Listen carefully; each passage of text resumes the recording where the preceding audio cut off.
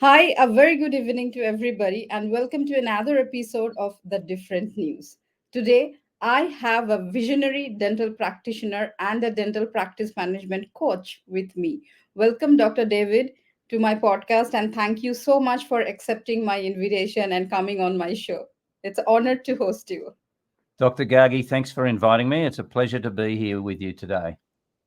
Thank you. So, to all my audience, Dr. David Moffet is a very well known name in our world of dentistry. But just that, if you need an introduction, so he is presently a dental practice management specialist and a dental coach. And we will learn a lot about dental practices and many insights Dr. David would give us. So, I think it would be a very, very useful session. So, Dr. David, my first and most favorite question is to ask about your journey. You have an extensive career as a dental practitioner, and now you help people, you help other dentists to grow their practice. So, can you tell us in some few words about your extensive journey? That would be really interesting to know. Yeah, Dr. Gargi, thank you. I've been a dentist, or I was a dentist for 35 years all up. And for 28 of those years, I owned and or operated my own practice in one location in Western Sydney. And when I left that practice, that was actually more than half my life in one location. So I haven't lived in a home that long, at 28 years. So it was quite significant to to say, well, because plenty of people can say they were a dentist for a long time, but they move around. And in fact, I had a friend at university, and he worked two part-time jobs, and every year he would change one job. So he never stayed long enough to see whether his work lasted more than 2 years. And that I thought was rather odd, because really a good dentist is judged by how well their work lasts, not how well it looks when they make it. But yeah, I always felt that I would retire at age 60 and enjoy life in retirement. But it changed for me because I got approached by a company who wanted to buy my practice as a startup corporation, and it was the first startup corporation in Australia. And I had always imagined that that would come to dentistry, but I didn't know whether it would come in my lifetime. So when that came, it really was the only way I was going to get the value for my practice, because my practice was such a good practice. No other dentist could afford to buy my practice because they weren't doing what I was doing. I was very productive. I was very efficient, and I had a good team. And we were well known as being, the place to get good dentistry in our suburb. And so I sold the practice, and during those, I'm just trying to think back so I sold the practice in 2007, and then I worked on till 2014 when I left. So I worked for the first owner and then the second owner after that. But in 2002, I got invited to be part of a dental mastermind of successful dentists in Australia. And we would meet annually and communicate via email in those days. And the facilitator of that mastermind group was a professional speaker. And he said to me, David, he said, you need to share your story. You need to, when it's time for you to retire, you need to help others. Don't take your information with you. You need to give back to your profession. So in 2012, when my contract was looking like being over with the corporation, I looked at speaking and coaching as a career to start doing that. And so 2014, I left my practice. I couldn't work with the second owner at all. Another corporation, bought from one corporation to another corporation. I couldn't work with them. I didn't like how they were pigeonholing my skills into something that I didn't want to do. And so I left and then just started working at a friend's practice, just one day a week, seeing patients who wanted to find me, a few of his overflows, and just working out whether I would stay with him, build a practice, or whether I'd buy another practice, or whether I'd start another practice. But then I got arthritis in my hands. I'd already had a shoulder replacement in 2015, but in 2017 I got arthritis in my hands, and so I don't hold things very well anymore, and there's certain movements that I'm restricted from. So I look healthy, I can walk fast, but I can't really.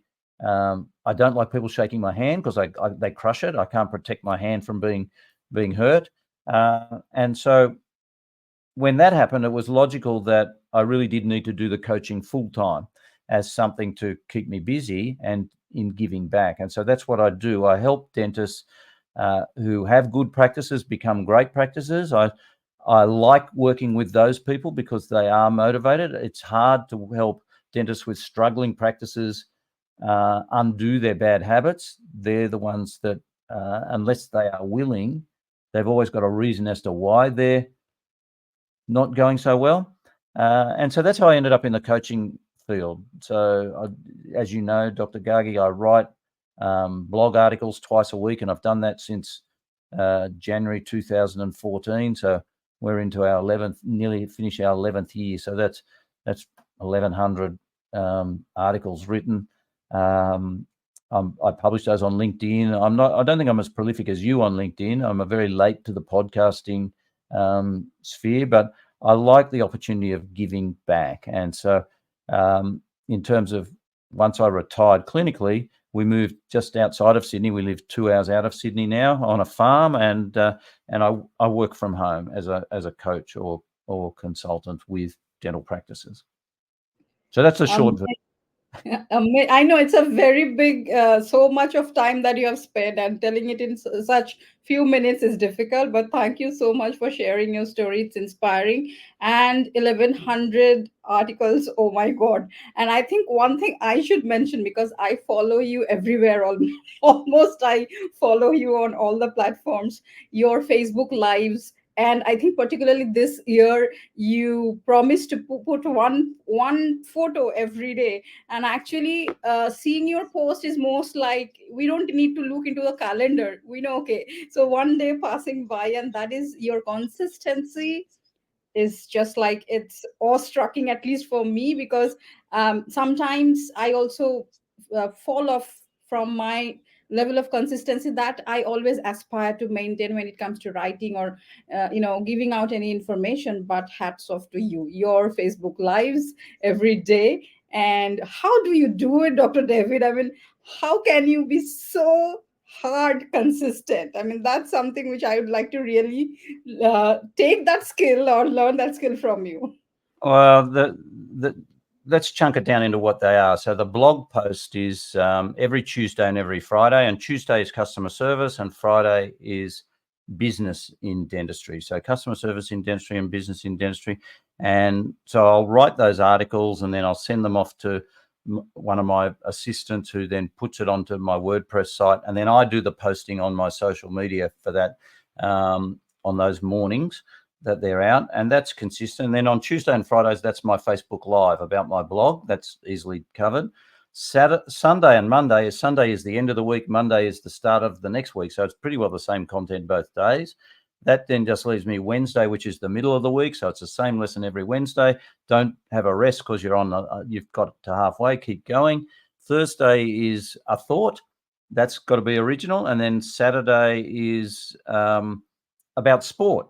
And so this is a tough time because our winter sports are over and our summer sports haven't started yet. So it's hard to relate a sport, but again, relating sport to business and to life and the lessons from those things. So that's that 7 day a week. The hardest thing, Dr. Gargi, you mentioned my photo. This year I decided to do it. I did it in 2018, but in 2018 it was easier because I would publish photos that would appear on my social media feed that were my favorite photos from years before. This year I said, no, it's got to be a photo that I've taken currently this year and currently like within a week or two of the day. And there's an extra day this year. It's a leap year. So there was one extra day as well. And the other thing, in 2018, I was doing a lot of traveling. So I could take photos in countries I was in. I've done no travel since COVID, really. I haven't been overseas since COVID. The only travel I've done is down to Melbourne and to South Australia and to Brisbane, just it. So it's very boring trying not to repeat photos. Like, here's a photo of the sunrise at my house. It's like the same nearly every day, except the sun just moves a little each time. And I'm trying to not repeat those sort of things. So it has been a challenge, but I am counting down that we are getting close to, I think, 70 days to go till the end of the year. And then I will rest up for a few years. I probably won't do it again unless I'm traveling consistent. Next year, I've got some travel planned for overseas, but consistency is the important thing of it. In all of life, in relationships, we've got to be consistent. In work, we need to be consistent. In marketing, we need to be consistent. Some people will say in marketing, they see your ads every week, but you run them every second week, but at least it's still consistent. That again, that's that McDonald's theory. People don't see a McDonald's ad on TV and decide they need a burger, but it's always there back of mind. It's that repeat. And so when I talk to people, they say, yeah, I know you. In fact, I'm interviewing people for our Advance My CE project, and the number of people who turn up to an interview and they've got a copy of my book in their hand. So they know me already from my book, which was published 9 years ago. So that's a nice legacy to have as well. Thank you. It is really wonderful. So I thought that I should talk about your consistency, because people, it's not about what we are giving away, or it's not about the people. I think it's more about ourselves to stick to that habit of being consistent. That is most important. Definitely, the content that you put out is inspiring and useful, because you talk not only about practice, dental practice or other stuff, but like I follow, I don't remember exactly which videos, but you talk about relationships, which is, I think, a very, very important thing to touch upon, because I think work life balance is most important when it comes to anything that we are doing. So thank you for giving that wholesome answer.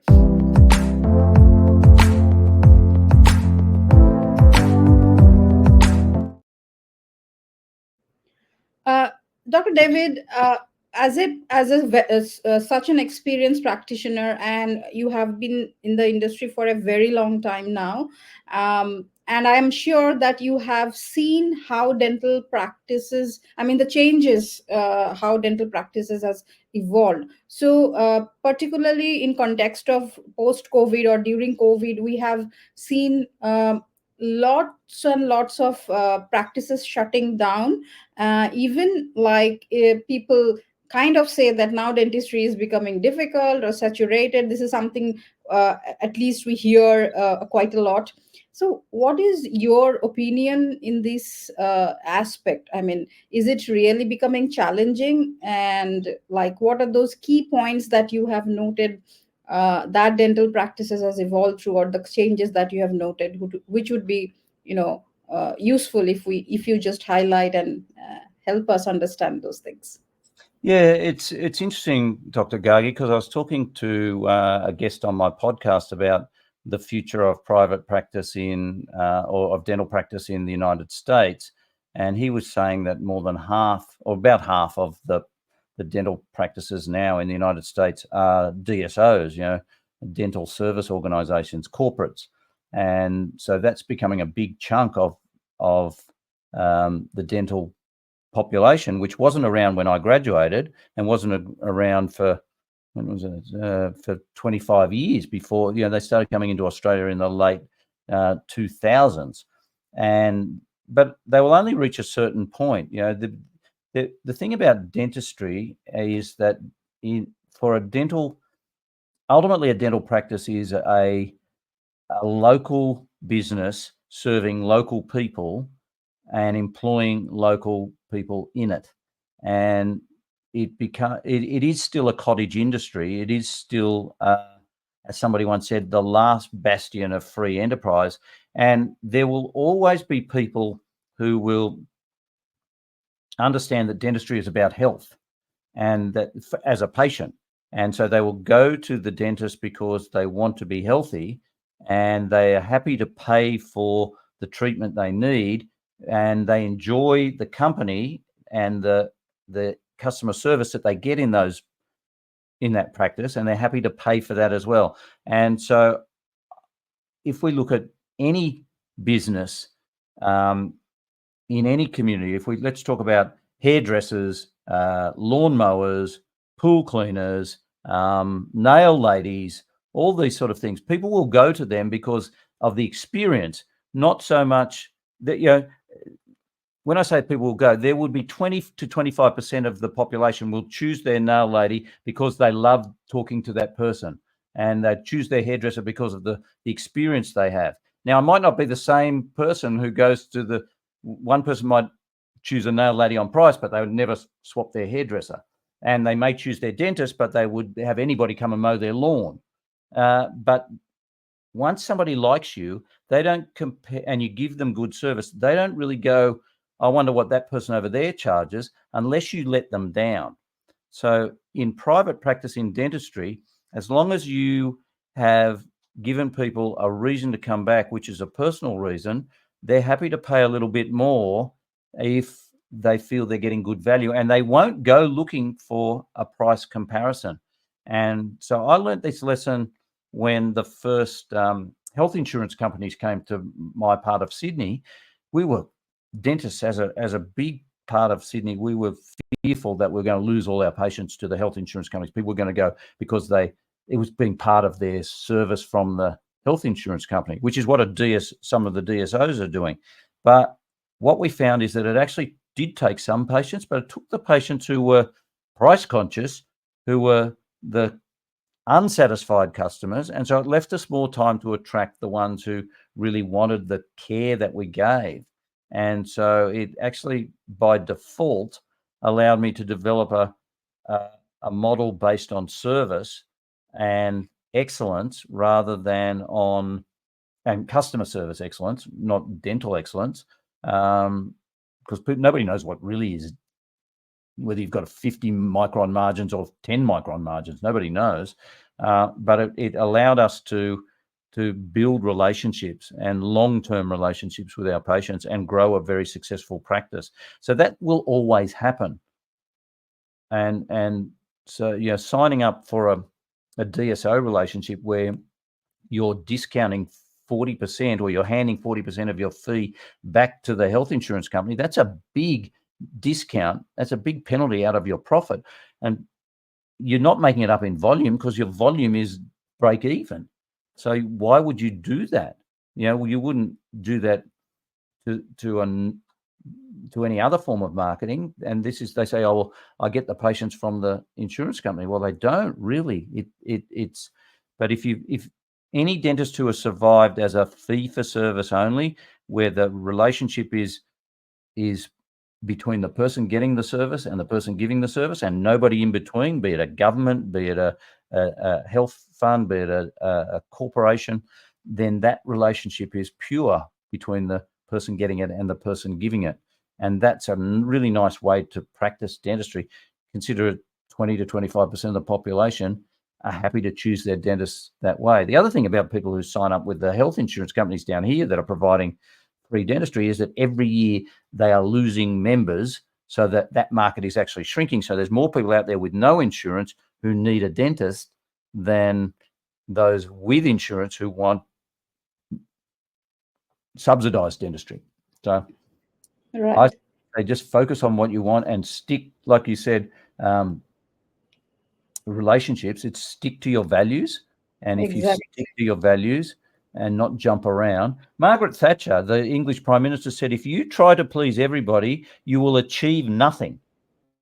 I think she even said you will only achieve failure because you can't please everybody. So you need to pick who you want to please. And sometimes you have to say, look, I can't help you to some people because you've built a model that helps others. Thank you, Dr. David. That was really insightful.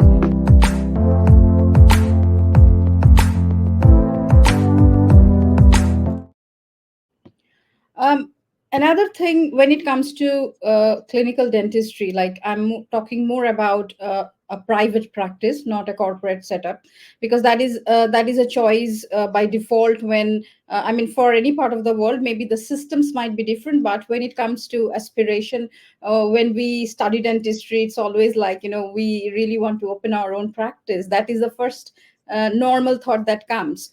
But what I understand that dentistry itself is kind of, it's not kind of, but it is a business. It is, we need to understand the entrepreneurial mindset.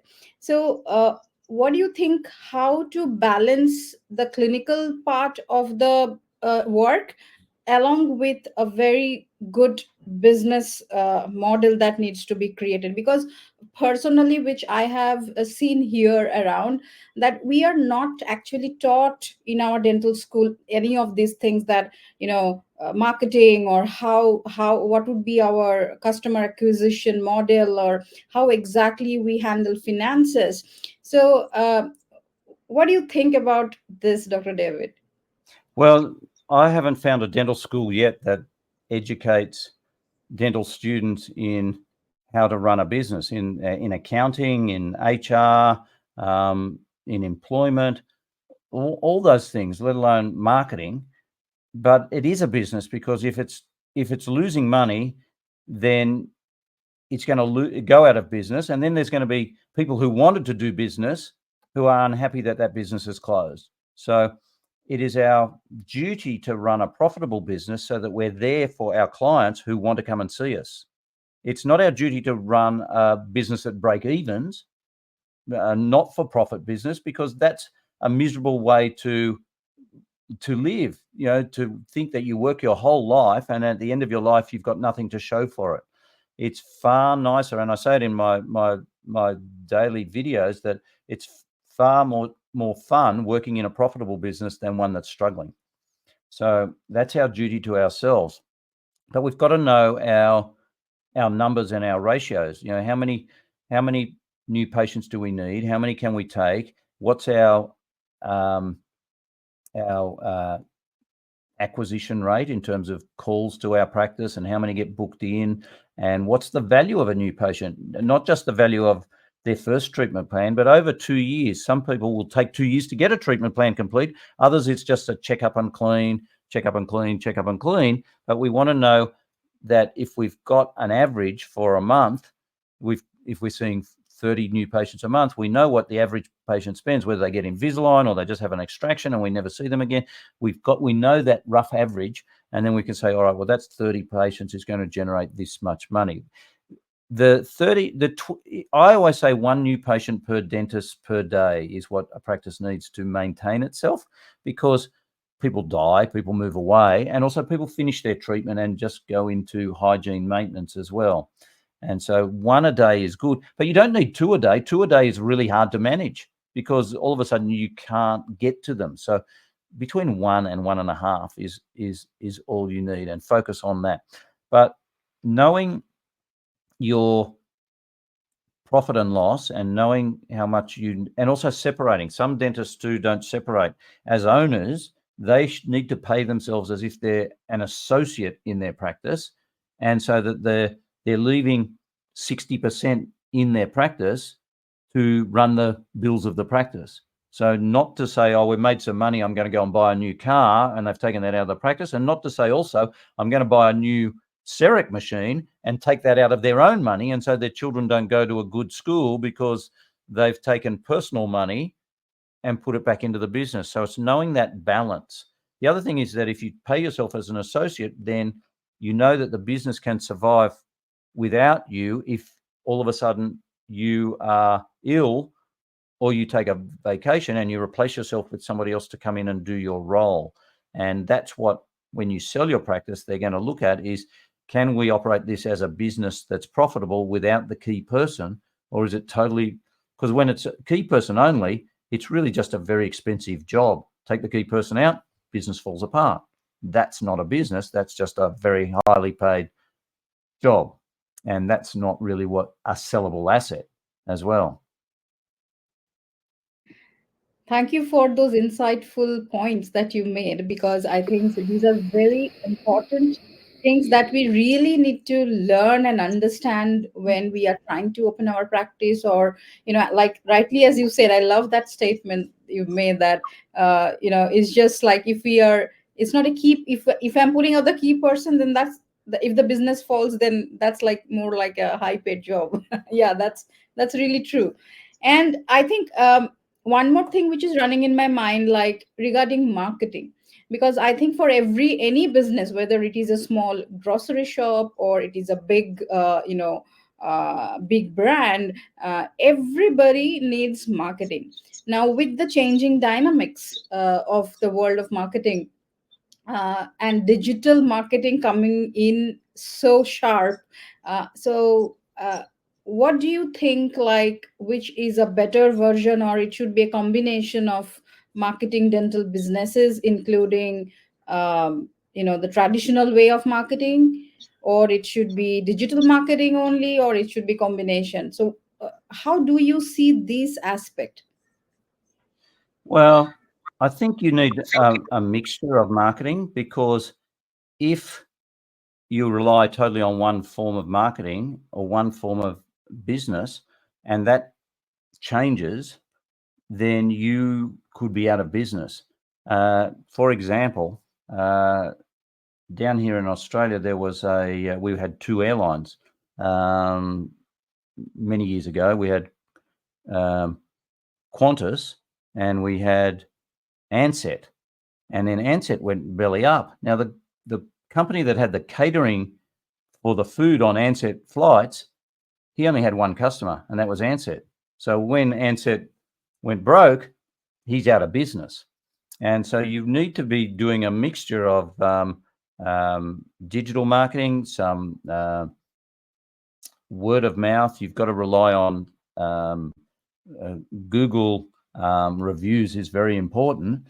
But as for Google AdWords, I don't know. I've seen Gary Vaynerchuk say that Google has already missed the boat, and ChatGPT is taking over. He said Google could end up being like the Yellow Pages, obsolete in 5 or 10 years. They haven't jumped when they were meant to have jumped. Like Kodak decided not to go into digital film.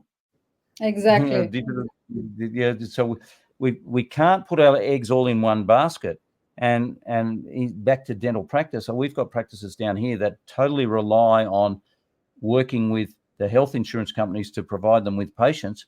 If that company just says all of a sudden we're not giving it to you anymore, they lose a big chunk of their income. So we need to be making sure that we are keeping an eye on all avenues and knowing what works and what doesn't work. So back to advertising, if we're only saying this ad brings in 10 patients, but this ad brings in one, the one that brings in 10 is a back of a shopping docket, and they're all just extractions. And then the one that brings in one is from a cosmetic magazine, and it brings in a full mouth of veneers. The one is worth more than the 10. So it's return on investment as well. Is how much did we pay for that one ad? How much do we pay for that one customer there? How much do we pay for this to bring in 10? We might actually be spending more for those 10 than we're spending for that one, but we're getting more from that one than we get from those 10. So knowing where people come from is really, really important. And I was able to track that with the Yellow Pages when it was a book, and know that people were coming from the quarter page ad and then the full page ad, and be ahead of the curve rather than being reacting afterwards. So really important to have a few fingers in a few pies in terms of marketing. Thank you, Dr. David, for that answer. I think you have touched upon the most important points, and this would really help people understand how exactly to customize their marketing aspect of their dental business. And I think that is one of the most important thing, living apart, of course, like you said, giving patient experience, I mean customer experience, or of course the quality of clinical work that is provided. So I think it's wonderful tips that you gave today.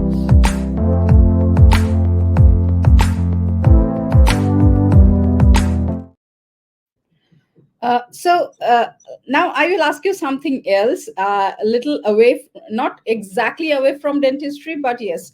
Uh, can you tell us about your endeavor with Advance My C? Because I think it's a fantastic endeavor. I personally feel, because as you are opening up opportunities for um everybody in terms of from the dental field, I mean to say, where they can share knowledge and others can, who are seeking knowledge, they can gain that. And it is a very dynamic ecosystem that you are building up, so with your colleague Michael Lamb. So can you please tell us about that, how it spun, I mean, how did you spin this idea? And because I think the Global Dentist Network group is has been for quite a long time on LinkedIn, and I have been the member just like other fellows there.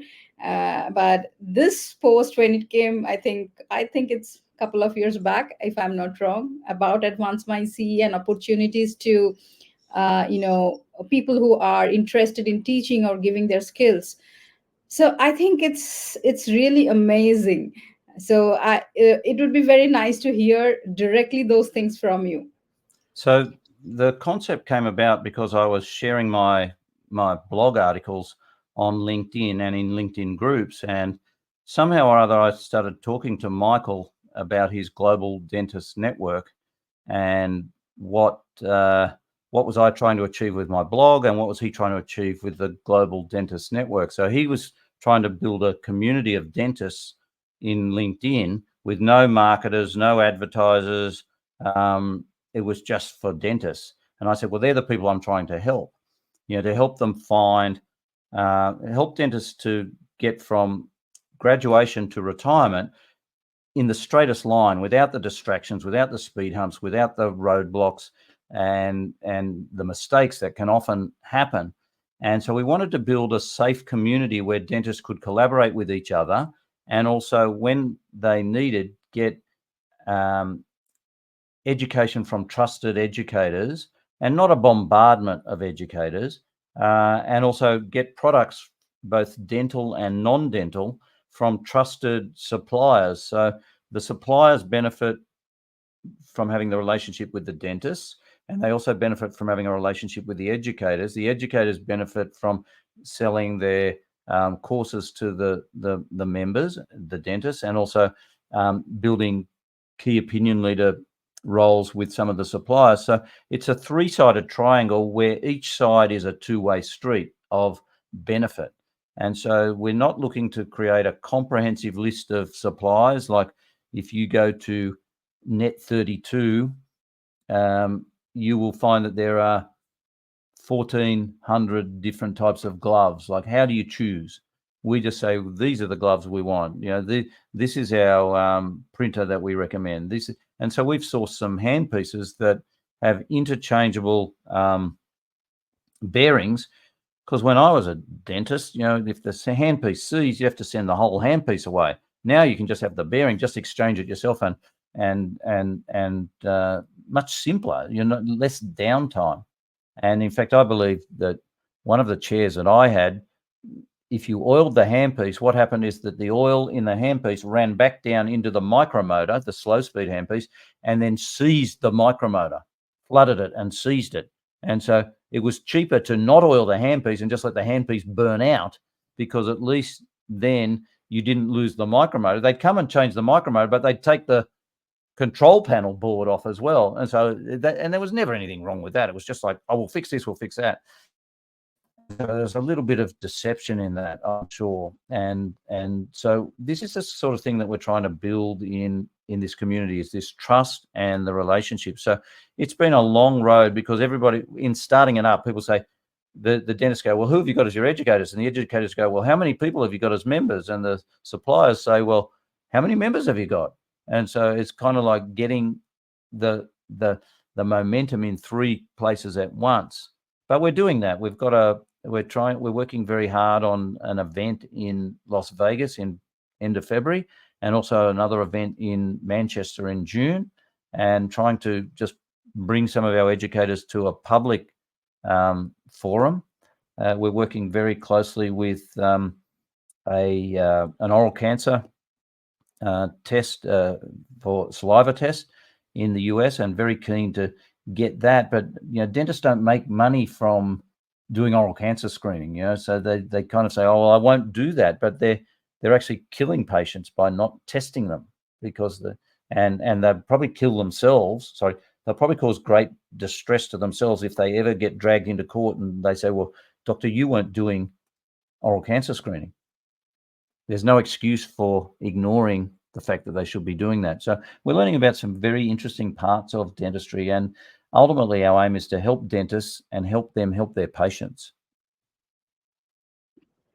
Thank you for sharing about Advance My CE. And I think if you can mention the website, if somebody is interested, they don't know about it, or by watching this episode, if they're interested, can you please mention the website or how they can connect with you So or Dr. membership is free. All they need to do is go to Advance My CE, all one word, or advancemyce.com, and there's you'll see up there, join now. And once you join, you then have access to savings on courses, savings on products, depending on which country you're in, and the benefit of the community that we're building on there as well. So it's exciting times. Yeah. So I think Advance My C also have a LinkedIn page, and people can follow that as well. So because Yes. I think the webinars and all the free free information that are given there are also very valuable, if I'm not mistaken. So yeah. So Dr. David, what would be your advice to young dentists who are trying to get into the practice at this point, and how can they set goals for themselves to see their business flourishing, as well as like as you did in your career, like you diversified at certain point, you understood that you cannot go along with only clinical practice yourself, because dentistry is very physically toiling job. It is not just writing a prescription on a paper and giving medicines. For each patient, we need to be very, we need to do something about the patient when it comes to procedure. So what would be your advice, like how somebody who is new into the practice at least can make a 5-year or 10-year plan? Some tips or strategies, if you give, it will be very useful. Well, it's always good to set goals, and Dr. Gargi, when we write our goals, the important thing is to have work out which are our 1-year goals, our 2-year goals, our 5-year goals, and our 10-year goals, and not be focused on the 10-year ones, because sometimes we can miss doing the 1-year ones, and so it's important to have that balance. But when they start their own, my journey was simple: find a good job. I worked there for 3 years. Then it was time for me to buy a practice. So find a practice and then put into place some of the things I learned in my job, plus some of the things I learned from business along the way, and to always maintain my clinical education, because what we learn at university gives us only permission to pick up a drill, but it doesn't give us permission to treat a patient. So, some of the courses I did in terms of general dental orthodontics, TMJ work, cosmetic work was all done as a graduated dentist. And yet some of the people who I saw with the best skills at university never had really successful practices. They had the best hands, but they just didn't maximize their opportunity. Other things that you need to learn is you need to learn skills of persuasion, skills of sales. Dentistry is about sales. It's the hardest sale to make, because nobody ever wants to go to the dentist and nobody ever wants to really come back.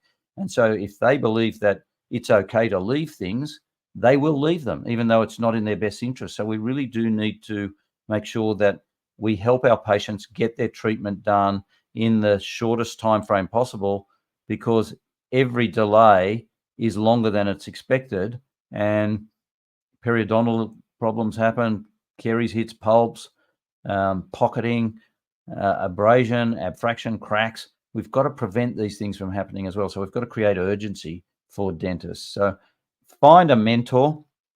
Best advice is to find a coach, somebody who can help you with your practice, help you do the things that you maybe not know how to do. Just because you're a business owner doesn't mean that you know how to teach somebody how to answer the phone, how you can teach them how to be deal with insurance companies, how you can teach them marketing.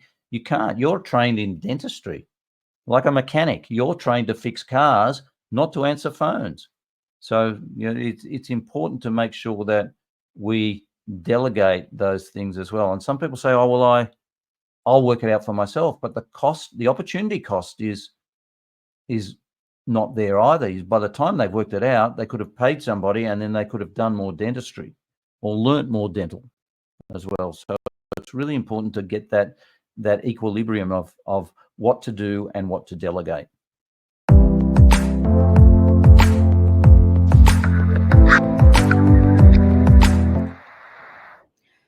Thank you for those wonderful tips, and I'm sure that this would be very useful for everybody, particularly every dentist who are aspiring to be one, or they are already into their practice and they are trying to grow their business. Well, last but not the least, Dr. David, if somebody wants to approach you or take your services as a dental practice management coach, so how can they reach you? And if you can brief us a bit, uh, what are the kind of help as a coach you can do to a dental dentist or a dental practice? Yeah. So, Dr. Gagi, one of the things I work very closely with my wife, who coaches front office teams on communication. So she helps them with their phone skills and helps them with their scheduling. So they schedule more appointments that get kept. They schedule more appointments that don't get cancelled, and they also help fill the books out into the future as well. So all those things make for a more productive and profitable day. You don't want to be sitting around with gaps in your books because people are being allowed to cancel, or they haven't structured the appointment so that children only come after school. Could you imagine an orthodontist if the children only came after school? It would be a difficult business to run. So we work very closely together, but I also trained in the last 14 years with one of the leading customer service companies in the United States. So I bring that customer service knowledge into dentistry, those systems that I learned there, along with my experience in customer service as a customer of fine hotels, airlines, restaurants, business in general. And often there are little things that you can pick up in a business and you say, I wonder if that would work in dentistry. And very, very important to not just think that we learn only dentistry from dental practice, but we can learn from other businesses as well. So one of the things that I brought into dentistry in Australia was the use of the hot towel, like you get in a Chinese restaurant, at the end of every patient's visit. And they go, what's this? It's a hot towel to wipe your face down. They go, I never heard that. What's that? And so easy to do. Every patient, we just we had a little microwave in the corner as the chair's coming up, 10 seconds in the microwave. It's already in there because we put it in there at the start. So just press the button when it comes up. Here, first thing we do, wipe their face. And we all know how nice that feels at the end of a Chinese meal after we've got to wipe all that sanctuary bow and off our hands.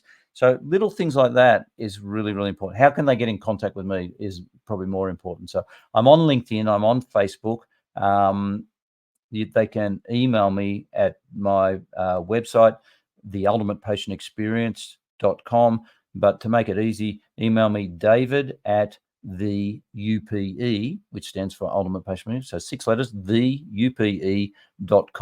And just say I saw you on the different news with Dr. Gagi, and I'd like to find out about your coaching. So we coach virtually in countries all around the world, in the UK, in North America, in South America, in Southeast Asia as well. We have time zones that work, not the middle of the night in Australia, but we do evenings in Australia and mornings in Australia, so we can get afternoons and evenings in all countries, as well as middle of the day in Australia also works for evenings in the United States. So it's great to do group coaching, but we also have a one-on-one factor in that as well. But ultimately, our aim is to make practices profitable, because that's a much nicer way to live than be wondering, am I going to be in business next week? Thank you, Dr. David. It was wonderful talking to you and learning about your journey. And I'm sure that this episode would be a value stack episode for every dentist out there, because I think you have shared tips, tricks, techniques, and of course, the practical aspects of dental business and how to take things forward. Because there's like, I mean, I like the last thing that you told. I mean, nobody would have imagined giving a hot towel, but it is really relaxing and so refreshing. So I think it is wonderful. And thank you so much once again for sharing everything that you shared on my podcast. Dr. Gagi, thank you for having me as a guest on your podcast. I really enjoyed chatting with you. Thank you. Same here. Thank you, everybody, for watching this episode, and keep following the different news and subscribe the channel. Thank you.